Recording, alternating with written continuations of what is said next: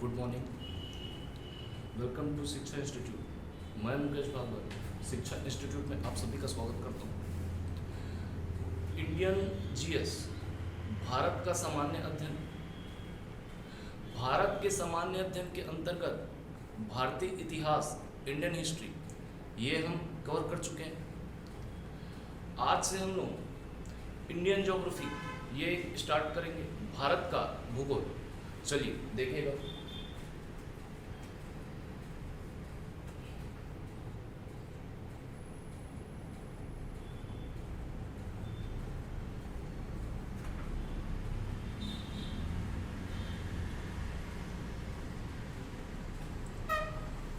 भूगोल, ठीक है। ज्योग्राफी, ज्योग्राफी को हम लोग दो पार्ट में डिवाइड करके पढ़ते हैं।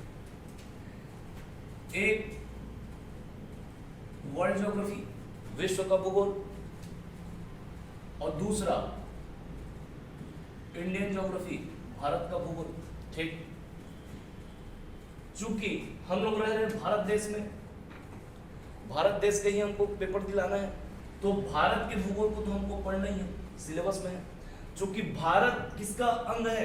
विश्व का अंग है। ठीक है, तो दो पार्ट में डिवाइड करके हम पढ़ेंगे, एक आपका विश्व का भूगोल और एक भारत का भूगोल, जहां हम रह रहे हैं। ठीक, विश्व का भूगोल आपके सीजीपीएससी के सिलेबस में नहीं है, लेकिन व्यापम जो एग्जाम कंडक्ट कराता है, चाहे वो पटवारी हो, रेवेन्यू इंस्पेक्टर हो, या फिर आपका छात्रावास अधीक्षक, हॉस्टल वार्डन, उसमें वर्ल्ड ज्योग्राफी से प्रश्न वो पूछता है। ठीक, वर्ल्ड ज्योग्राफी को हम तीन पार्ट में डिवाइड करके पढ़ते हैं। एक होता है आपका स्थल मंडल, लिथोस्फीयर, दूसरा होता है जल मंडल, हाइड्रोस्फीयर, और तीसरा वायुमंडल, एटमॉस्फेयर।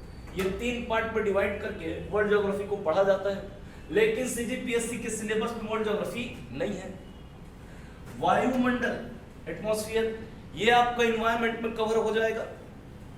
जल मंडल, यहां से प्रश्न नहीं बनता है, नहीं पूछता है व्यापम वाला।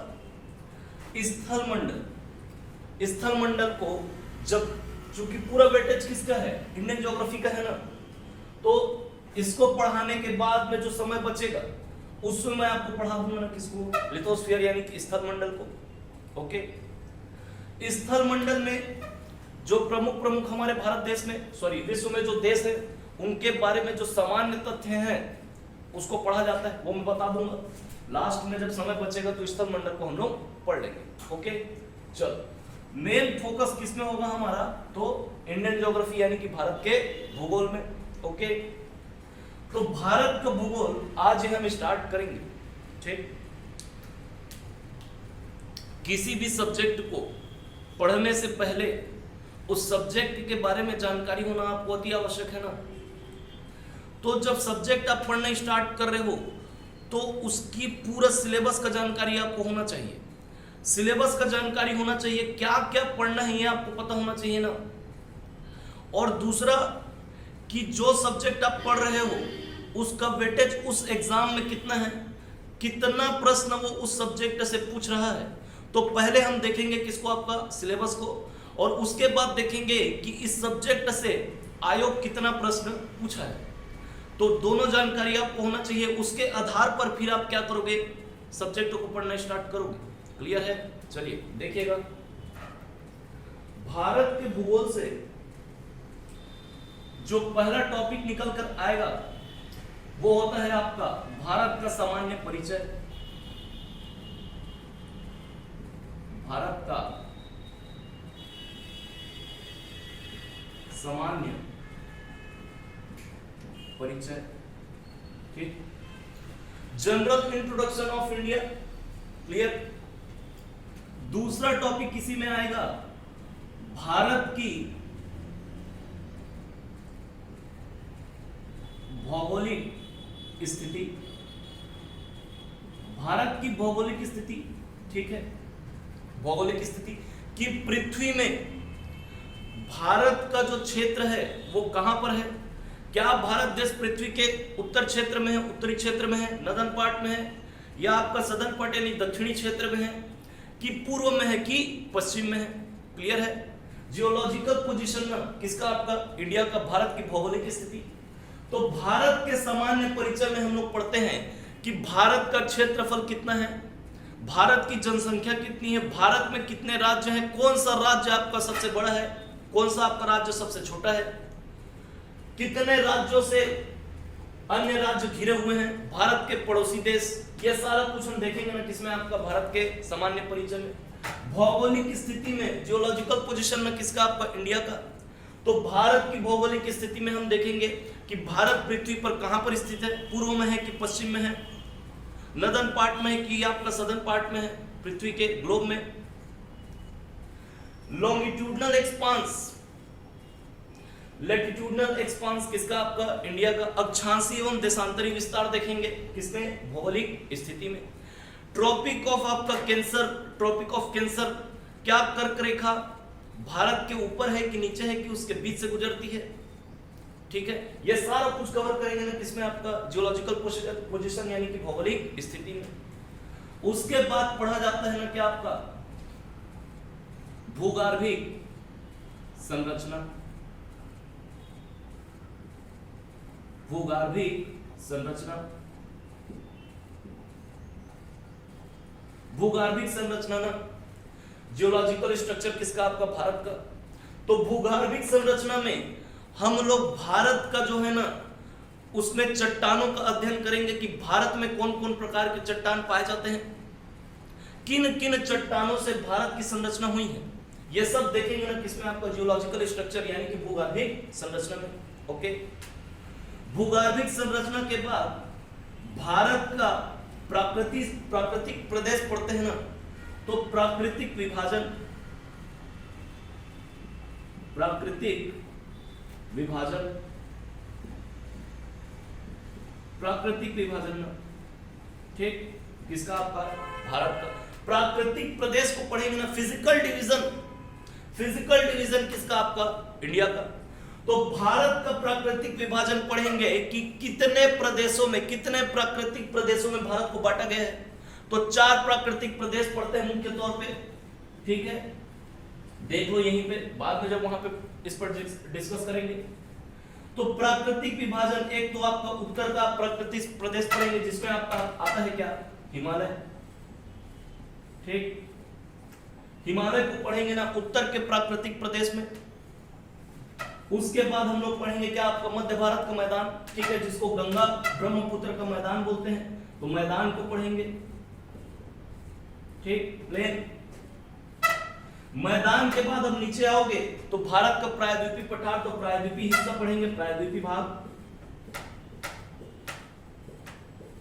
प्रायद्वीपीय भाग, ठीक, प्रायद्वीपीय हिस्सा किसका? भारत का। उसके बाद आते हैं हम लोग कोस्टल प्लेन में, प्राकृतिक तटीय मैदान पूर्व में और पश्चिम में। तो तटीय मैदान, तटीय मैदान, ये 4 पार्ट में डिवाइड करके प्राकृतिक प्रदेशों को पढ़ा जाता है ना किसका? आपका भारत का। तो उत्तर का प्राकृतिक प्रदेश में आएगा हिमालय। उसके बाद पढ़ते हैं हम गंगा ब्रह्मपुत्र का मैदान, प्लेन पढ़ेंगे। उसके बाद आपका प्रायद्वीपीय हिस्सा किसका? भारत का, प्रायद्वीपीय भाग पढ़ेंगे, ठीक है। पेनिनसुलर इंडिया ना, पेनिनसुलर इंडिया प्राकृतिक प्रायद्वीपीय हिस्सा किसका? भारत का। उसके बाद आपका तटीय मैदान, ठीक, कोस्टल प्लेन्स, तटीय मैदान, ठीक। तो ये सब किस पे पढ़ेंगे हम? तो प्राकृतिक विभाजन में, भारत के प्राकृतिक प्रदेश, फिजिकल डिवीजन। चूंकि प्राकृतिक प्रदेश के बाद इसी से भारत का आपका स्थिति डिसाइड होगा ना कि भारत कैसा रहेगा, ठीक, भारत की स्थिति कैसी होगी, किससे? प्राकृतिक प्रदेशों से। प्राकृतिक प्रदेश के बाद पढ़ते हैं ना हम क्या? आपका अपवाह तंत्र, अपवाह तंत्र, ठीक, अपवाह तंत्र ना किसका? भारत का। तो अपवाह तंत्र यानी कि ड्रेनेज सिस्टम, ड्रेनेज सिस्टम, अपवाह तंत्र। तो भारत का अपवाह तंत्र देखेंगे, ठीक है। भारत के अपवाह तंत्र में, ठीक, गंगा नदी अपवाह तंत्र, ब्रह्मपुत्र नदी अपवाह तंत्र, उत्तर भारत का आपका अपवाह तंत्र और दक्षिण भारत का अपवाह तंत्र, ठीक, सब किसमें देखेंगे? अपवाह तंत्र में।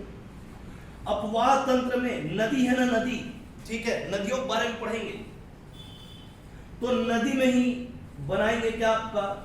परियोजना।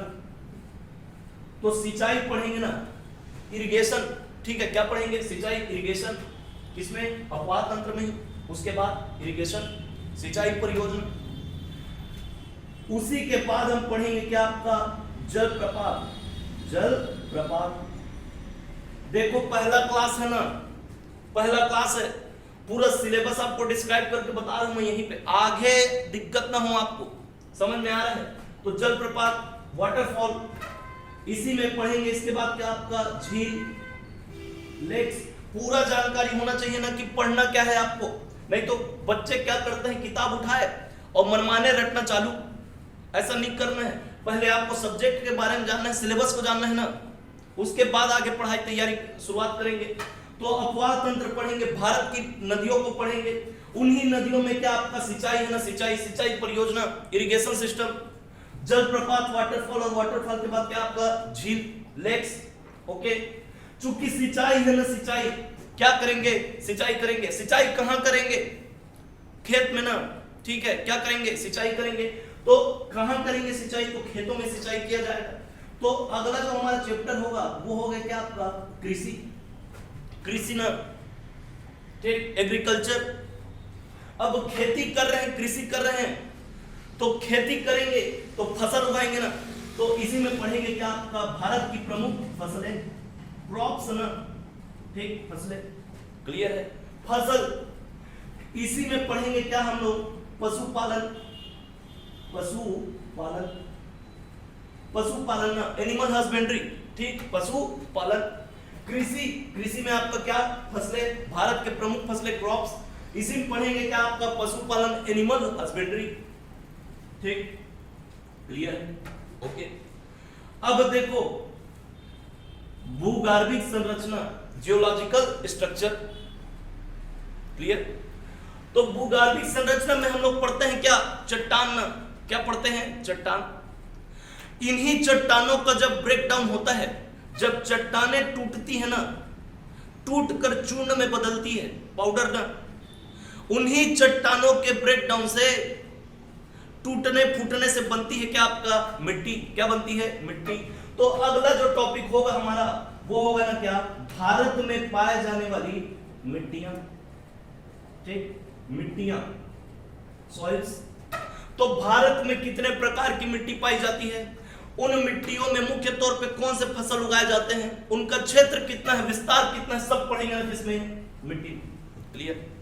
अब चूंकि मिट्टी है, ठीक है, चट्टान है, चट्टान से बना क्या आपका? मिट्टी, और इन्हीं चट्टानों में पाए जाते हैं ना क्या आपका? खनिज। क्या पाए जाते हैं? खनिज, मिनरल्स। तो पढ़ेंगे हम क्या? भारत में पाए जाने वाले खनिज, खनिज को पढ़ेंगे ना, मिनरल्स, ठीक है?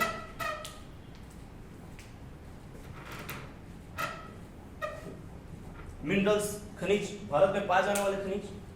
अब इन खनिजों को घर में तो रखेंगे नहीं, दोहन करेंगे ना, क्या करेंगे? दोहन करेंगे खनिजों का। तो कहां खनिजों का प्रयोग किया जाता है? उद्योगों में। कहां करेंगे? उद्योगों में। तो अगला जो चैप्टर होगा वो होगा हमारा क्या? भारत के उद्योग। क्या पढ़ेंगे? उद्योग। खनिजों का प्रयोग कहां पे होगा? अरे घर में रखोगे क्या? नहीं रखोगे ना। खनिजों का प्रयोग होगा कहां पे? उद्योगों में। उद्योग ना, तो अगला चैप्टर हमारा कौन सा? भारत में पाए जाने वाले उद्योग। क्लियर है? अब उद्योग लगा दिए, क्या लगा दिए? उद्योग।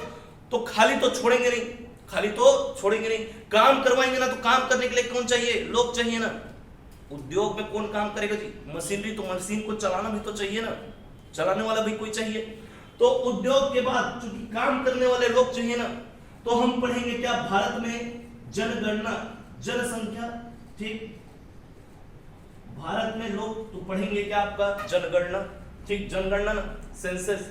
और चूंकि जनगणना प्रत्येक 10 वर्ष में होता है, 2011 में हुआ था, अभी होना था 2021 में, लेकिन कोरोना आ गया ना, नहीं हो पाया।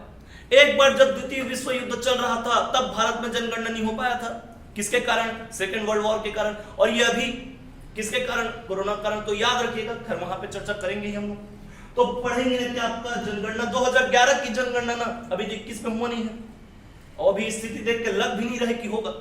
खैर प्रोसेस चल रहा है, पता चल जाएगा कि कब होगा। ठीक, तो जनगणना सेंसस पढ़ेंगे हम लोग। अब जनगणना पढ़े तो किसका पढ़ेंगे? आदमियों को पढ़ेंगे ना। ठीक है, कितने लोग हैं भारत देश में, कितने क्षेत्र हैं, तो इसी में पढ़ेंगे। फिर जनगणना के बाद क्या हम भारत में पाए जाने वाले प्रजाति एवं जाति ना, किस किस प्रकार के प्रजाति भारत में निवास करते हैं, कौन कौन सी जातियां हैं, कौन कौन सी जनजातियां हैं, वो सब पढ़ेंगे ना किसमें हम लोग? भारत के प्रजाति वर्गीकरण। क्लियर है?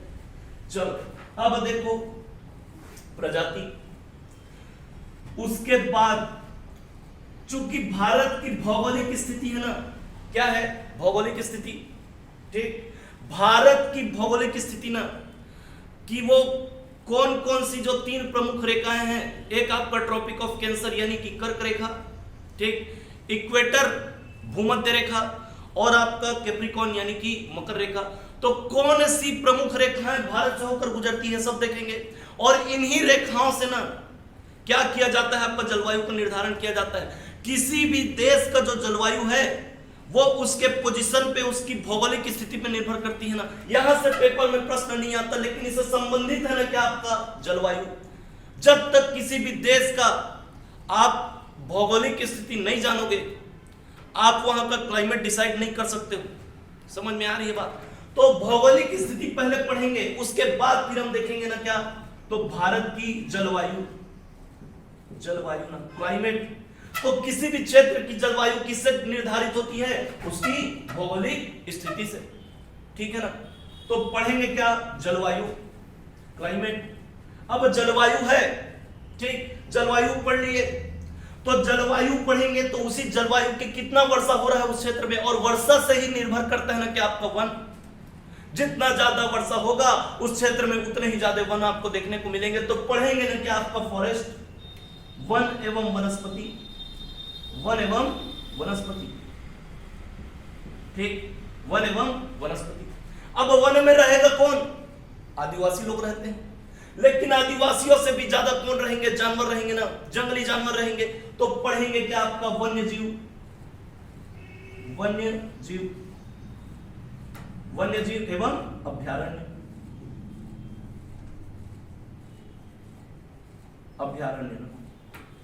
इसी में नेशनल पार्क, इसी में आपका सेंचुरी, किसमें? वन्य जीव एवं अभ्यारण्य। क्लियर है?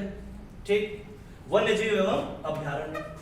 क्लियर है? अब देखो लोग हैं ना, लोग, जनगणना होगा, लोग हैं, घर में तो बैठेंगे नहीं, अभी हालांकि बैठे हों बात की बात है, घर में बैठेंगे नहीं, आएंगे जाएंगे ना। कहां आएंगे जाएंगे, किस माध्यम से आएंगे जाएंगे? तो ट्रांसपोर्ट, क्या? परिवहन। तो अगला जो टॉपिक होगा वो पढ़ेंगे ना क्या हम लोग? परिवहन। ठीक, परिवहन, ट्रांसपोर्ट।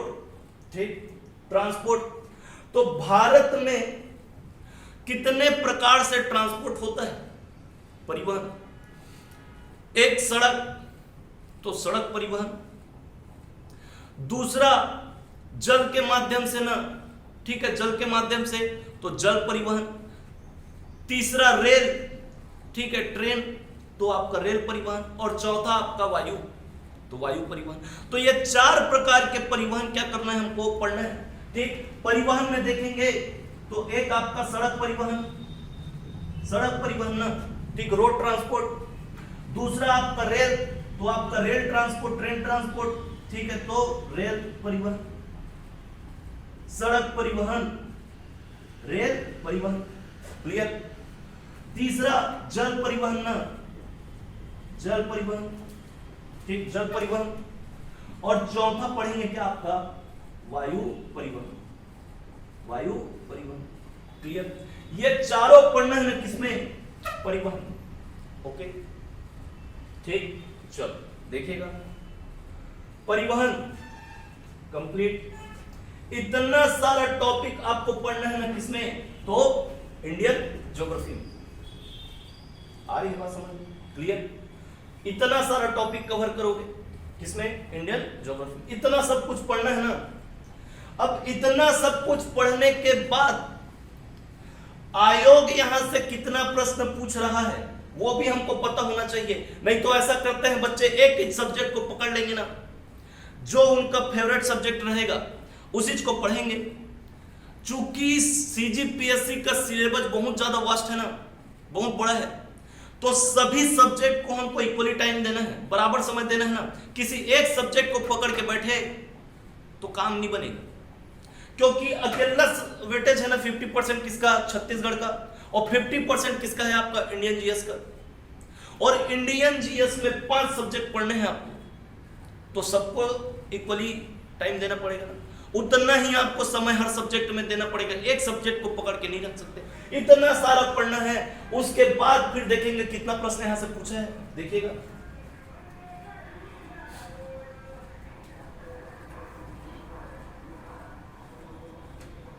दो 2011-12, ठीक, 2012-13, 2013-14,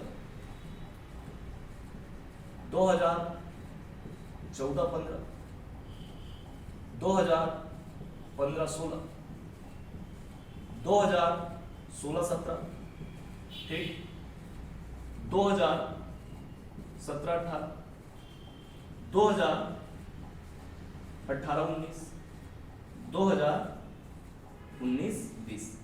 ये सीजीपीएससी के द्वारा कंडक्ट कराए गए ना राज्य सेवा परीक्षा, स्टेट सर्विसेज एग्जाम का डेट है ये। अब इनमें जो देखो 2011-12 से क्यों लिया हूं मैं, क्योंकि इससे पहले सिलेबस, इसी समय सिलेबस में बहुत ज्यादा परिवर्तन किया गया ना। इससे पहले जो मेंस होता था वो सब्जेक्टिव नहीं होता था ना, ऑब्जेक्टिव होता था। यहां से चेंज किया गया, तो यहीं से हम देखेंगे, पहले नहीं देखेंगे। 2011-12 में ना जब प्रीलिम्स हुआ, प्रीलिम्स प्रारंभिक परीक्षा, इंडियन ज्योग्राफी से ना, किससे, इंडियन ज्योग्राफी से, भारत के भूगोल से 5 प्रश्न पूछे गए थे। कितने, 5 दूनी 10, यानी कि 10 नंबर। अब देख रहे हो ना, 5 प्रश्न पूछा है कब, 2011-12 में, जब सिलेबस में बदलाव किया गया। ठीक उसके एक साल बाद 12-13 में देख रहे हो ना, 2 गुना कर दिया ना वेटेज को। कितना प्रश्न पूछ दिया, 10 प्रश्न। किससे, भारत के भूगोल से। 2013-14 फिर कम किया ना, फिर कम किया, और प्रश्न पूछा कितना, 7 प्रश्न। समझ में आ रहा है? अरे देखो कितना प्रश्न, बस इतना पढ़ने के बाद ना देख रहे हो ना, 5 प्रश्न, 7 प्रश्न, इधर देखो 10 प्रश्न। 2014-15 में ना और कम कर दिया, पूछ दिया ना कितना प्रश्न, 4 प्रश्न। समझ में आ रहा है? 2015-16 ना फिर से पूछा, देखो वेटेज बढ़ा दिया, पूछ दिया ना कितना, 7 प्रश्न। कितना प्रश्न, 7 प्रश्न। 2016-17 ना संख्या को बढ़ा के कर दिया कितना, 12 प्रश्न पूछ दिया ना। सबसे ज्यादा अभी तक पूछा ना कब, आपका 2016-17 में, और डेटा था ना पूरा। अगर 12 प्रश्न है तो 50%, यानी कि आपको क्या, 6 प्रश्न, मान लो 5 से 6 प्रश्न क्या था, पूरा आपका डेटा था ना कृषि का, खनिज का। क्यों बताऊंगा आगे। 2016-17 में कितना प्रश्न पूछा, 12 प्रश्न में, 12। 2017-18 में, 17-18 में फिर से पूछ दिया ना कितना प्रश्न, 5 प्रश्न। देख रहे हो, 12 पूछा, 12 से सीधा कितना कर दिया, 5। 2018-19 फिर से पूछा ना कितना प्रश्न, 7 प्रश्न। किससे, भारत के भूगोल से। 2019-20 अभी ना, अभी 2021 में, ठीक है, 2020 में, 2019-20 ना, 19-20 इसमें पूछा था हम कितना, आपका फिर से 5 प्रश्न, 5 ना। और अभी जो हाल ही में हुआ 2020 और 21, इसमें पूछा गया ना कितना, 8 प्रश्न। कितना पूछा गया, 8 प्रश्न। 8+1 ना, क्यों 8+1 लिखा हूं मैं, क्योंकि 8 प्रश्न तो इंडियन ज्योग्राफी से था, लेकिन 1 प्रश्न वो पूछ दिया ना किससे, तो वर्ल्ड ज्योग्राफी से, खगोलीय भूगोल, एस्ट्रोनॉमिकल ज्योग्राफी, जिसमें हम ब्रह्मांड का अध्ययन करते हैं ना। ग्रहों का अध्ययन करते हैं, उससे प्रश्न पूछ दिया एक प्रश्न। लेकिन सिलेबस में, सीजीपीएससी के सिलेबस में कहीं भी ना वर्ल्ड ज्योग्राफी का उल्लेख नहीं है, नहीं लिखा है ना वर्ल्ड ज्योग्राफी, लेकिन पूछ तो दिया आयोग सीजीपीएससी, एक प्रश्न पूछा। और इंडियन ज्योग्राफी से कितना पूछा? 8 प्रश्न पूछा है। समझ में आ रही है बात? देखो 5 सबसे ज्यादा प्रश्न पूछा ना कितना आपका 12 2016-17 में 12 प्रश्न ना, और सबसे कम पूछा 14-15 में कितना प्रश्न? 4 प्रश्न। ठीक है, तो हम एवरेज मान के चलते हैं कि कितना प्रश्न पूछ सकता है वो 8 प्रश्न पूछ सकता है, एवरेज मान के चलेंगे हम। अब 8 प्रश्न के लिए हमको लड़ाई लड़नी है ना, कितने प्रश्न के लिए? 8 प्रश्न के लिए। अब ऐसा नहीं है कि सबको बराबर पढ़ो, पढ़ना तो सबको है ना, छोड़ना एक भी नहीं है, सबको पढ़ना है, लेकिन किस टॉपिक से वो हर बार प्रश्न पूछ रहा है ये आपको पता होना चाहिए। इतना सब कुछ पढ़ने के बाद सबको इक्वली वेटेज नहीं देना है, जहां से वो हर साल प्रश्न पूछ रहा है उस पर ज्यादा फोकस करना है, छोड़ना तो एक भी नहीं है ना, पढ़ना तो सबको है। और कहां से वो अधिकतर इतने में ना हर बार वो प्रश्न पूछे हैं, तो बता देता हूं मैं आपको। यहां से प्राकृतिक विभाजन, फिजिकल डिवीजन, हर बार जितने बार भी ये आपका आया है प्राकृतिक विभाजन से एक प्रश्न जरूर पूछे हो, चाहे वो हिमालय से पूछे, पर्वत ना पर्वत, या फिर मैदान से पूछे, या फिर आपका पेनिनसुलर इंडिया से पूछे, या फिर आपका कोस्टल प्लेन से पूछे, एक प्रश्न आपको देखने को मिलेगा ना किससे? प्राकृतिक विभाजन से, फिजिकल डिवीजन। क्योंकि भारत का पेपर दिला रहे हैं ना हम लोग, ठीक है, भारत के बारे में पढ़ रहे हैं, तो प्रश्न तो बनता है ना कहां? उसके प्राकृतिक प्रदेशों से। तो एक प्रश्न आपको देखने को मिलेगा कहां से? आपका प्राकृतिक विभाजन, हर बार ना, हर बार। एक बार भी ऐसा नहीं हुआ है कि इससे प्रश्न नहीं पूछा है, क्वेश्चन पेपर उठा के देख सकते हो। प्राकृतिक विभाजन उसी प्रकार ना किससे? अपवाह तंत्र से। अपवाह तंत्र से वो हर बार प्रश्न पूछेगा, नदी के बारे में पूछेगा ना, और नदी से ही संबंधित है क्या आपका? सिंचाई, सिंचाई। या तो वो भारत की नदियों के बारे में पूछेगा, नहीं तो पूछेगा ना किसके बारे में? नदी परियोजना, सिंचाई, इरिगेशन सिस्टम ना, सिंचाई। एक प्रश्न आपको देखने को मिलेगा, या तो वो पूछ देगा किसको? जलप्रपात को या झील को। हालांकि इसका वेटेज ज्यादा नहीं है ना, इसका वेटेज ज्यादा नहीं है, लेकिन वो सिंचाई को या फिर अपवाह तंत्र किसी न किसी नदी के बारे में पूछेगा हर बार ना। देख लो आप पेपर उठा के, ठीक। तो प्राकृतिक विभाजन और आपका अपवाह तंत्र, साथ ही साथ वो पूछता है ना किसको? कृषि को, क्योंकि भारत की 70% जो आबादी है वो आज भी किस पर डिपेंड है ना, किस पर निर्भर है आपका? तो कृषि पर। तो कृषि से प्रश्न तो पूछेगा ही ना, पूछता ही है, हर बार पूछता है। या तो पूछेगा उसी में, किसको पूछेगा? फसल, फसल, भारत की फसलें, कितना उत्पादन हुआ डेटा पूछ देगा ना, कितना उत्पादन हुआ, ठीक है, कौन कौन सी फसलें किस किस राज्य में पाई जाती हैं, ये सब आपको पता होना चाहिए, ठीक। तो एक क्वेश्चन पूछेगा ना किससे? कृषि से, तय है ना, ये पूछेगा ही, ठीक। खनिज, खनिज, खनिज 9.3% रिवेन्यू, जितना भारत का रिवेन्यू जनरेट होता है उसमें का 9.3% ना रिवेन्यू उगाता है कौन? आपका खनिज, मिनरल से प्राप्त होता है ना भारत देश को 9.3% रिवेन्यू। तो खनिज से एक प्रश्न तो बनता है, तो एक प्रश्न पूछता है किससे? खनिज से, तय है, पूछेगा ही।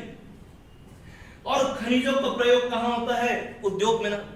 तो या तो वो खनिज को पूछेगा या तो पूछेगा किसको? उद्योग को। तो काफी मजबूती से तैयार करना है किसको? आपका खनिज को और उद्योग को। डेटा भी पूछ देता है ना किसका? खनिज का। तो उद्योग और आपका खनिज, ठीक है, याद रहेगा। जनगणना, चूंकि मानव संसाधन भारत में बहुत ज्यादा है ना, 12-10-1-93-4-22 टोटल 2011 की जनगणना के अनुसार अकॉर्डिंग टू सेंसस 2011, तो 2011 की जनगणना, खैर अभी आगे चर्चा करूंगा इस पे। तो जनगणना भारत में मानव संसाधन जबरदस्त ना दूसरे नंबर पर है, तो जनगणना से वो एक प्रश्न पूछेगा ही, तय है, पूछेगा ही वो। पेपर उठा के देख लो, ऐसा एक बार भी नहीं हुआ है कि भारत की जनसंख्या में जनगणना से, सेंसस से प्रश्न आया ना हो, हर बार पूछा है ना। एक बार भी ऐसा नहीं हुआ है कि जनगणना से प्रश्न नहीं पूछा है, पूछा ही है, तय है ना, आएगा ही किससे? जनगणना से, क्लियर है। जलवायु से एक बार पूछा है, ठीक है, एक बार आया है। वन एवं वनस्पतियां या फिर वन्य जीव, इससे खैर हालांकि हर बार तो नहीं पूछा, लेकिन 2 से 3 बार ये इस बीच में पूछ दिया है किससे, वन्य जीव से।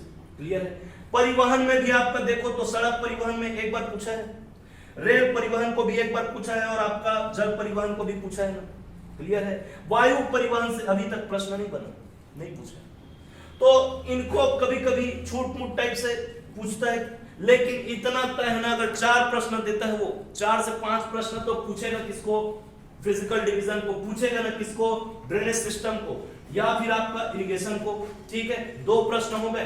तीसरा पूछेगा ना किससे, आपका कृषि से, एग्रीकल्चर, उसमें भी आपका क्रॉप्स। एनिमल हस्बेंड्री से एक बार प्रश्न पूछा है, नहीं पूछता है। ठीक, 3 प्रश्न यहां से हुए। चौथा पूछेगा ना किसको, खनिजों को या फिर उद्योग को, और फिर 5वां मालूम ना कितना, जनगणना। ठीक, तो अगर 5 प्रश्न पूछता है तो यही सब पूछेगा ना, 5 प्रश्न तय है यहां से, और फिर इधर मिला लो, अगर 8 एवरेज मान के चलते हो तो इतने से फिर वो पूछेगा ना कितना, 3 प्रश्न, एक एक उठा लेगा। भारत के सामान्य परिचय से और भौगोलिक स्थिति से अभी तक प्रश्न सीधी पीएससी नहीं पूछा। क्लियर है। लेकिन जब तक आप भौगोलिक स्थिति को नहीं पढ़ोगे, नहीं डिसाइड कर पाओगे ना किसको, जलवायु को, किसकी, भारत की। ओके, लेकिन 2018 में जो सीजीपीएससी ने आयोग ने एग्जाम लिया ना किसका, माइनिंग इंस्पेक्टर का। क्लियर है। तो एक प्रश्न वहां से पूछा था ना किससे, आपका जनरल इंट्रोडक्शन से, किसका, भारत का। तो सीजीपीएससी आयोग द्वारा जितने भी एग्जाम लिए गए हैं उन सबको हमको क्या करना है, देखना है ना, देखते हुए चलना है। कब वो पलट दे किसी भी क्वेश्चन टॉपिक को, किसको ज्यादा वेटेज देगा हम नहीं जानते, लेकिन पढ़ना तो सबको है, और मजबूती से तैयार करना है किसको, प्राकृतिक विभाजन को, ड्रेनेज सिस्टम को, एग्रीकल्चर को, और आपका खनिज और उद्योग, और फिर भारत की जनगणना। क्लियर है। ठीक, इतना सारा आपको पढ़ना है, और इतने प्रश्न के लिए हमको लड़ाई लड़नी है। क्लियर। नोट कीजिए इसको, स्क्रीनशॉट लीजिए, पानी पी लेता हूं।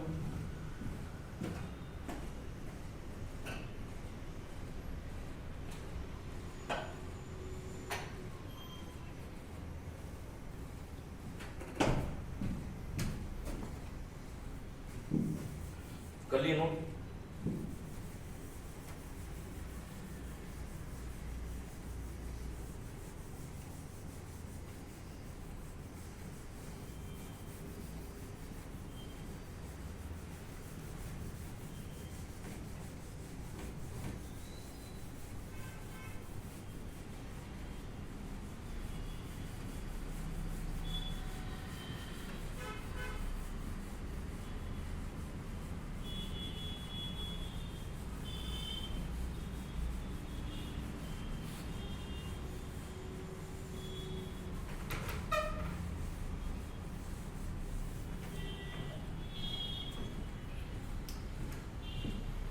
चलिए देखिए, हम लोग बात करेंगे भारत के कुछ पॉजिटिव पॉइंट्स और कुछ निगेटिव पॉइंट्स।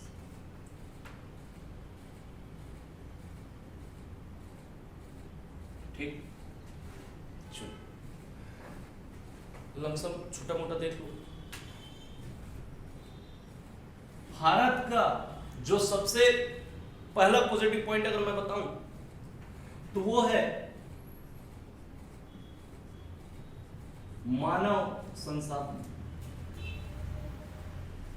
मानव संसाधन, ह्यूमन रिसोर्सेस। ठीक, दूसरा मैं बात करूं तो जल संसाधन, जल संसाधन। ठीक, जल संसाधन। तीसरा कृषि, वाटर रिसोर्स, सॉरी आपका एग्रीकल्चर, कृषि, खनिज और वन। देखो है तो बहुत सारे, लेकिन लमसम थोड़ा सा देख लो 4-5 पॉइंट। निगेटिव पॉइंट की यदि, चलो पहले इसको एक्सप्लेन कर देता हूं, उसके बाद फिर देखेंगे। मानव संसाधन, ह्यूमन रिसोर्सेस ना, किसमें, भारत में जबरदस्त जबरदस्त ना, कुल जनसंख्या ना कहां पे, आपका भारत में। मानव संसाधन भारत में ना पूरे विश्व में यदि देखा जाए तो दूसरे नंबर पर है। 2011 की जनगणना के अनुसार अकॉर्डिंग टू सेंसस 2011 12/10, ठीक है, 12/10 193,422 ये जनसंख्या है ना किसकी, भारत की 2011 के जनगणना के अनुसार। अभी जब जनगणना होगा, जब भी हो, तब इससे ज्यादा होना। अभी वर्तमान में देखें तो 130 करोड़ हो गए लगभग, ठीक है, ये 121 करोड़ के आसपास है, ठीक है। 12/10 193,422 12/10 193,422 2011 की जनगणना के अनुसार, ठीक है। इतना जनसंख्या ना, तो मानव संसाधन भारत में जबरदस्त है, ठीक। तो ये पॉजिटिव पॉइंट है, और दूसरे तरफ से देखें तो निगेटिव पॉइंट भी है, दोनों में आएगा ये, क्लियर है। क्योंकि जितना ज्यादा जनसंख्या होगा उतना ही ज्यादा जो आपका प्राकृतिक संसाधन है उस पर बोझ बढ़ेगा ना, दबाव बढ़ेगा, और उसका उतना ही अधिक दोहन होगा। लेकिन मानव संसाधन तो है भारत पे, तो पॉजिटिव पॉइंट मिलेंगे ना किसको, जनसंख्या कितनी, 12/10 193,422 2011 की जनगणना के अनुसार। जल संसाधन भारत में जबरदस्त है, देखने को मिलेगा कहां, जल संसाधन भारत में, ठीक। गंगा हमारे यहां, गंगा नदी हमारे यहां से बहती है, ठीक है, भारत में बहती है। महानदी हमारे छत्तीसगढ़ में प्रवाहित होती है, ठीक। गोदावरी दक्षिण की गंगा, ठीक है, कृष्णा नदी, कावेरी नदी, ऐसी बड़ी बड़ी नदियां भारत में प्रवाहित होती है ना। तो जल संसाधन की भारत देश में भी कोई दिक्कत नहीं, ठीक। जहां पर अपवाद क्षेत्र कम है वहां पर नहरें निकालकर नहर निकालकर, ठीक है, नहर निकालकर उस क्षेत्र में सिंचाई किया जाता है, क्लियर है। नदियों में परियोजना बनाई जा रही है ना, नदी जोड़ो परियोजना, गंगा को सीधा कावेरी से जोड़ने की परियोजना ना, नदी जोड़ो परियोजना, इंटरलिंक, ठीक। तो जल संसाधन भारत देश में पॉजिटिव पॉइंट है। कृषि, चूंकि भारत एक कृषि प्रधान देश है ना, आज भी थोड़ी देर पहले मैंने बोला कि भारत का लगभग 70% जो आबादी है वो अभी भी किस पर डिपेंडेंट है ना, तो एग्रीकल्चर पे। कृषि प्रधान देश है ना भारत, ठीक। तो कृषि हमारा क्या है, पॉजिटिव पॉइंट है। खनिज, अभी थोड़ी देर पहले मैंने बताया कि जितना रेवेन्यू भारत में जनरेट होता है उसका 9.3% 9.3% अकेला निकाल के देता है कौन, खनिज। तो यही तो कारण है, प्रश्न तो पूछेगा ही ना किससे, खनिज से, प्रश्न तो पूछेगा ही ना किससे, कृषि से। समझ में आ रहा है, क्लियर। वन संपदा भारत में देखें तो अभी टोटल एरिया जितना है भारत का ना, ठीक, उसमें 21.7% क्या है आपका फॉरेस्ट एरिया, ठीक है। वन क्षेत्रफल कितना है आपका भारत में, 21.7%, क्लियर है, ओके। निगेटिव पॉइंट की यदि मैं बात करूं, लमसम देखो थोड़ा सा, पहला जो सबसे ज्यादा भरा है ना भारत में वो है क्या, अशिक्षा, अशिक्षा, ठीक। कूट कूट के भरा है ना, लोग पढ़ लिख तो ले रहे हैं, डिग्री ले रहे हैं, लेकिन यहां से अभी विकसित नहीं हो रहे ना, भरा पड़ा है उनके मन में क्या, आपका अशिक्षा, ठीक। अशिक्षा, अशिक्षा है, ठीक, तभी तो बेरोजगारी है, ठीक।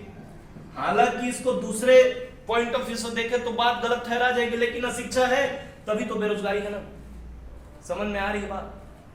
लेकिन जो शिक्षित व्यक्ति होता है वो कभी भी बेरोजगार नहीं बैठता है ना, वो अपने लिए रोजगार की व्यवस्था कैसे नहीं करके कर ही लेगा ना, अपने जीवन स्तर को सुधार लेगा वो, समझ में आ रहा है, जो शिक्षित व्यक्ति है। बेरोजगारी है तभी तो गरीबी है भारत देश में, कूट कूट के भरा है, ठीक। बेरोजगारी है तभी तो गरीबी, और गरीबी है तो सीधी सी बात है कुपोषण, ठीक, कुपोषण तो हो गई। और एक सबसे बड़ी गंभीर समस्या, हालांकि एक क्षेत्र विशेष में है, छत्तीसगढ़ में घर कर गया है ना, लेकिन छत्तीसगढ़ किसका अभिन्न अंग है, तो भारत संघ का अभिन्न अंग है ना, तो नक्सलवाद, नक्सलवाद, नक्सलवाद ना, नक्सलवाद, क्लियर। अशिक्षा की मैं बात करूं तो लिटरेसी रेट, साक्षरता दर, साक्षरता का मतलब समझते हैं ना, किसी भी भाषा को बोलना, उसको समझना और उसको लिखना, यह साक्षरता है। तो यह तो 100% होना चाहिए ना भारत में, क्लियर है, 100% होना चाहिए भारत का क्या, साक्षरता दर। लेकिन अशिक्षा में देख लो ना, साक्षरता की बात कर रहा हूं मैं, यहां पे शिक्षा की बात नहीं कर रहा हूं। साक्षरता दर सबसे कम कहां पे आपका? बिहार में। बिहार में ना, कहां पे? बिहार पे। ओवरऑल लिटरेसी रेट देखें तो सबसे कम यदि कहीं है तो कहां पे है आपका? बिहार में। ठीक है, 61.8%। 61.8% स्थिति देख रहे हो? नहीं है ना। साक्षरता दर देख रहे हो, जो 100% होना चाहिए वो कितना है आपका? 61.8%। और उसमें भी यदि महिला साक्षरता दर की बात करो तो फिर छोड़ ही दो। महिला साक्षरता दर वो भी सबसे कम कहां पे है? तो बिहार में ही है ना। बिहार 51.5% महिला साक्षरता दर ना, समझ रहे हो बात? जहां पे साक्षरता दर 100% होना चाहिए, किसी भी भाषा को बोलना, उसको समझना, उसको लिखना 100% ना, साक्षरता दर तो 100% होना चाहिए, लेकिन स्थिति देख रहे हो बिहार की सबसे कम ना 61.8%, और उसमें भी यदि महिला की बात करो तो 51.5%। ये तो स्थिति है। तो कहां से, कैसे, किस तर्ज पर भारत देश का विकास करोगे आप? नहीं है ना। अशिक्षा है तभी तो बेरोजगारी है। समझ रहे हो बात? अशिक्षा है तभी तो बेरोजगारी है ना। बेरोजगारी है तो गरीबी तो होगा ही, लोग गरीब होंगे ही। यदि आय का कोई साधन ही नहीं है, रोजगार ही नहीं है, तो कैसे आगे बढ़ेंगे लोग? तो गरीब तो होंगे ही। और गरीबी है तो सीधी सी बात है, माल न्यूट्रिशन, कुपोषण तो होगा ही। खाने पीने को नहीं मिलेगा ना, सरकार कितना देगी, लोग लेते नहीं है। सरकार भी परेशान, लोग भी परेशान, करे तो क्या करे? तो कुपोषण तो होगा ही ना। इस पर भी आगे मैं चर्चा करूंगा। समझ में आ रही बात? और कुपोषण है, समझ रहे हो, और अशिक्षा, ठीक है ना। इसी का तो कारण है क्या आपका? नक्सलवाद। हालांकि आज कुछ और रूप ले चुका है, लेकिन इनकी मांग को तो लेकर पनपा ना, वहां पे इनकी मांग को ही लेकर पनपा, इनके डिमांड को लेकर। हालांकि आज कुछ दूसरा रूप ले चुका है, लेकिन भारत देश की यदि बात करें, और खासकर छत्तीसगढ़ में ना, तो सबसे बड़ी समस्या है क्या आपका? नक्सलवाद। हालांकि कुछ और रूप ले चुका है, लेकिन इनकी मांग को लेकर ही पनपा था ना। समझ रहे हो बात? तो ये कुछ पॉजिटिव पॉइंट है, सॉरी नेगेटिव पॉइंट है, और ये कुछ भारत के पॉजिटिव पॉइंट। ऐसे ऐसे खनिज भारत में है ना। लोहा हमारे यहाँ, टीन हमारे यहाँ, एक तरफा टीन पाया जाता है ना, कहां पे? छत्तीसगढ़ पे। ठीक, कोयला भरा पड़ा है भारत में। ऐसे ऐसे खनिज भारत देश में हैं जो किसी भी देश को क्या कर सकते हैं? प्रगति पथ पर ले जा सकते हैं। इसीलिए तो खनिज और उद्योग से एक प्रश्न बनता ही है। 80% 70% जनसंख्या भी किस पर आधारित है? तो कृषि पर आधारित है भारत देश की। कृषि प्रधान देश है ना भारत। जब आप कुर्सी में बैठोगे, समझ में आ रहा है, जब पद पाओगे, पेपर निकाल कर कुर्सी में बैठोगे, तो इसको और बेहतर करना है और इस पर काम करना है, सुधारना है इसको। ऐसा नहीं कि कुर्सी पा गए और जनता का फिर शोषण किए जा रहे हो, जैसे स्थिति चल रही है अभी। ऐसा नहीं करना है, ऐसा हरकत नहीं करना है ना। इसको और बेहतर बनाना है और इस पर काम करना है, इसको सुधारना है ना। कुर्सी में बैठने के बाद आ रही है बात समझ में? चलो, तो इतना हो गया।